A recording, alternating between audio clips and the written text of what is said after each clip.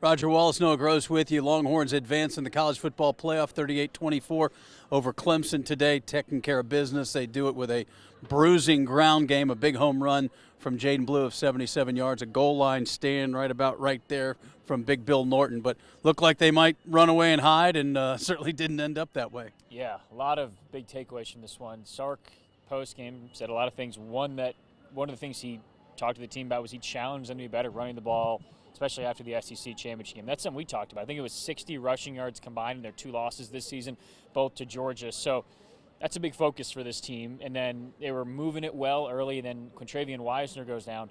And this is a running back room that's already been decimated by injuries, of course. And then it's kind of these 3 guys. It's, of course, Quintravian Wisner leading the room, Jaden Blue and Jarek Gibson. And the 2 guys behind Wisner have fought through injuries and fumble issues. So Wisner's been the guy they can rely on. So when he was out, and Sark said he could have gone back in, it was just their decision as the game was kind of getting more and more in their favor to hold him out.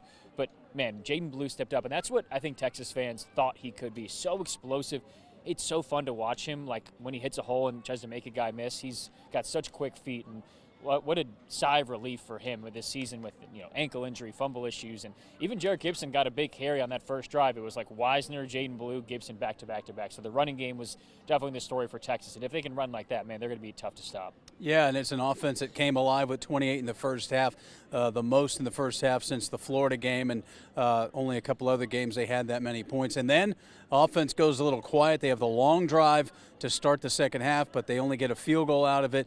And then things get a little bit weird, not to mention what happened in the first half. You have an interception. You have 3 key offensive players go down in 2 plays. And then Clemson strikes fast. It's the only thing that could get them back in the game is to strike and strike fast, and they did that, and all of a sudden you're looking at a 1-score game before Blue busted off 77. And the defense had to come up huge again when it was a 14-point game. A couple things quickly on both quarterbacks. I thought this was my first time seeing Klubnik in person. The first couple of years I don't think went the way he and Clemson really wanted them to, but, man, he really impressed me today.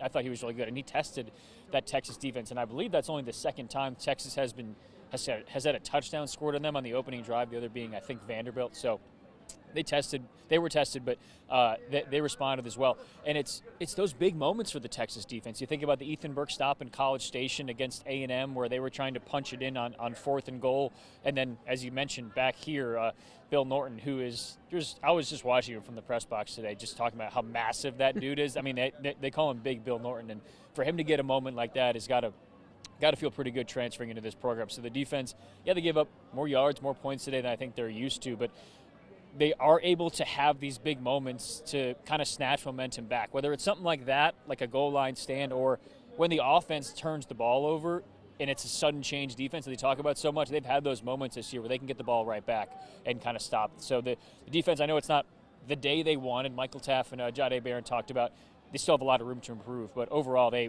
kind of showed up when it mattered most. Yeah, and Jaden Blue on the radio said, I needed that. I needed that moment. Obviously a big confidence boost. And it's just such an unusual kind of training our mind now, because it literally is that survive and advance. And last year, if they win, they play for the national title. But here it's just the first step of what they hope is a long road, and they'll get a little bit more than a week off, but they got to get right back at it. They're going to break a couple of days for Christmas and then get ready for Arizona State. But the one thing that kept going through my mind, Noah, is what a terrible way to end your season if you not only lose in the first round, but you do it at home. And first 2 playoff games, they were one-sided with the home team. Looked like it would be here. Wasn't that way, but what a great moment for them to get to celebrate with the fans and knowing they're at least leaving here a winner. Yeah, Sark was very clear how much he liked this. There was this 12-team playoff is an experiment. I mean, it's what they're going toward, but like nobody knew how this was going to work. Lane Kiffin has his opinions, of course, but everybody else seems to think, solid so far. Sark came out immediately in his opening statement post-game being like, college football got this one right. He loved today, and I was watching him like, it seemed like almost every play when Texas is on defense, he was pumping up the crowd, getting them into it. And he does that, I'm sure, every game, but not to the severity that he was doing today. You could tell, like, this meant a lot to the team to have that here. Yeah, you certainly don't want to have your season end at home like this. So for Texas, that was a special one today, and they all talked about how great that was today. And at first we were talking on Texas Game Day, our pregame show. It didn't quite have the same feel on Bevo Boulevard pregame. I think A lot of students were gone and everything, but once everybody got into the stadium, that it felt like a playoff game. And what a treat this is in the first year. I know Texas obviously wanted the bye, but pretty cool to have it here.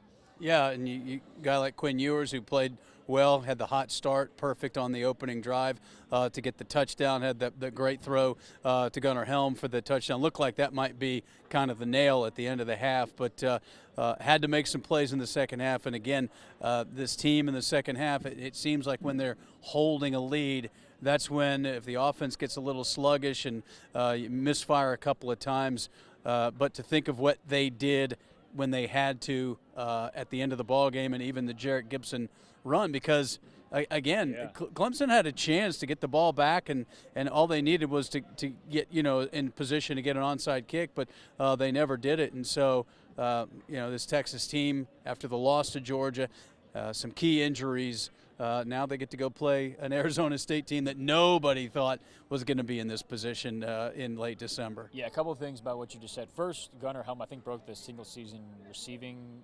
receptions record for Texas. He was asked about that post-game, and he just quickly smiled and said, well, somebody projected me for 9 receptions this year, and then had a long pause and said he took the over on that, which, I mean, he's been unbelievable this year. Quinn Ewers said he's always open, makes his job a lot easier. So Gunnar Helm has been such a safety valve for this team in a wide receiver tight end room that's gotten a lot thinner with, of course, Jonte Cook leaving the program, Isaiah Bond injured out for this game. I know they hope to have him back. So him and Matthew Golden just continue to be so solid for this Texas team.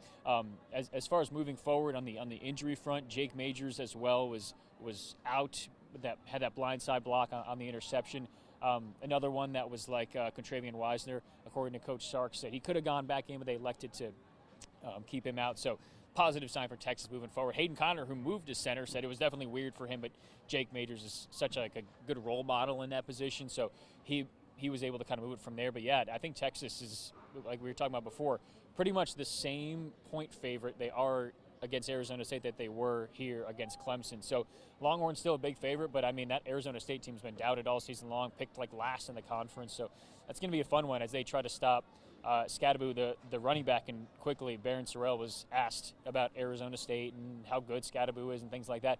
They haven't done their big scouting on them yet, but Sorrell said, he's like, in my time at Texas, I've been told a lot of times, or I've heard a lot of times, there's going to be a running back that's going to run for a lot of yards on us, and usually that does not end up happening. So this is a Texas group that's confident defensively, especially, and that's going to be quite the matchup. Arizona State rushing offense and that Texas defense. Yeah, Cam Scadaboo's over 1,500 yards rushing. Sam Levitt, their quarterback, had a big year. Again, I think Texas was able to finally see a defense where they could move the ball. You look at some of the defenses they've played the last month of the season. I think that's going to be the same way against Arizona State. You're indoors. It's going to be perfect conditions. So, again, if the offense can keep from making mistakes, and oh, by the way, penalties was huge. Just 2 penalties for Texas. One was on the extra point.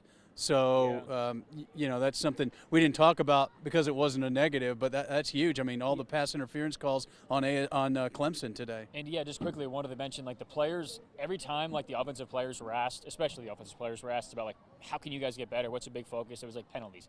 Got to clean that up because it's cliche, but against Georgia in the SEC championship, man, it took them momentum out of so many big drives and so many big moments. So that was a big reason why they were more successful today.